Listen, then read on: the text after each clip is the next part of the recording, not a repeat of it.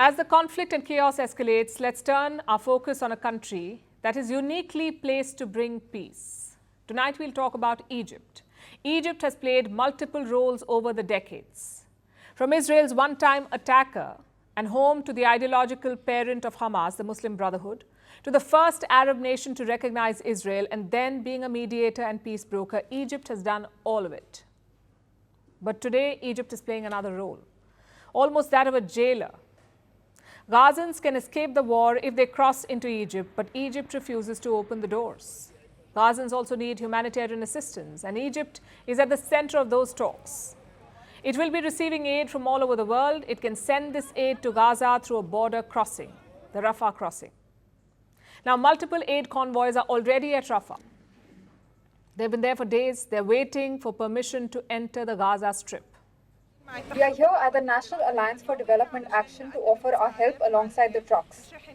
The trucks are carrying aid and the convoy will transport this to our Palestinian brothers. We are currently at Rafah border crossing and we are waiting for the aid to enter to our brothers. All the aid to Gaza will go through Rafah, but that's only when Egypt allows it to pass. And it seems that's about all that Egypt is willing to do at this point, ferry the aid across. It refuses to take Palestinians out of the line of fire.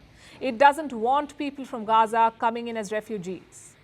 So Egypt has closed the Rafah crossing, and Palestinians are waiting on the other side, pleading with Egypt to let them in. We come to the border crossing hoping that it will open, but so far there is no information. We plead with the Egyptian government to look at us with compassion because frankly, we are in a very dangerous place. There is shelling all around us, and even if I wanted to return home, I would be risking my life.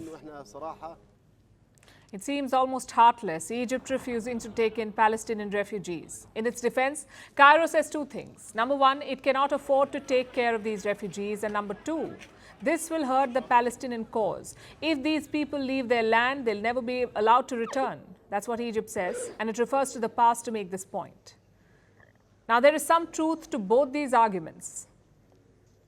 And yet it appears like Egypt is abdicating its responsibility, especially considering its long history with Palestine. Look at Hamas, for instance. In 1973, it emerged from a charitable organization working in the Gaza Strip, the Mujama al-Islamiyah. This charity was involved with the Muslim Brotherhood in Egypt. One of the founders of Hamas was Ahmed Yassin. He also helped set up the Palestinian branch of the Muslim Brotherhood. Yassin even attended the Al-Azhar University in Cairo. So the ties between Hamas and Egypt run deep. The same can be said about Egyptian ties with Gaza. Between 1949 and 1967, Cairo ruled over the Gaza Strip. Egypt was the protector of the Palestinians in Gaza until the Six-Day War in 1967. That's when Israel took over the Gaza Strip in 1967. It also captured Egypt's Sinai Peninsula. This happened on the watch of Egyptian President Gamal Abdel Nasser.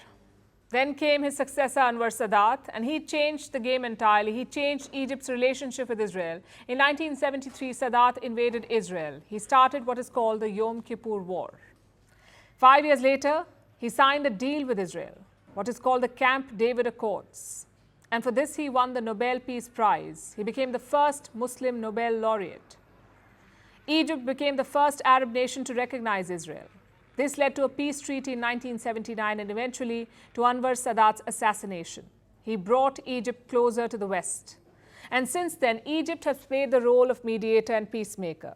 Now, given all this history, Egypt should be leading the way in talks. But not just talks about aid, also talks about dialing down tensions and helping Gazans. Egypt should be taking the lead, but it seems President Abdel Fattah al-Sisi is not keen on this. He has domestic concerns. He has a presidential election coming up in December, and at this point, that is his priority, to get re-elected. But is this the best strategy? Egyptians have deep ties with Palestinians, and a shut border crossing will not change that. What it may change is public sentiment for their government. After all, the sympathy for Palestine runs deep in the Arab world, and the pictures from Gaza do not help any Arab power. What are they doing to help the people of Gaza? Why can't they bring them to safety? These questions will be asked.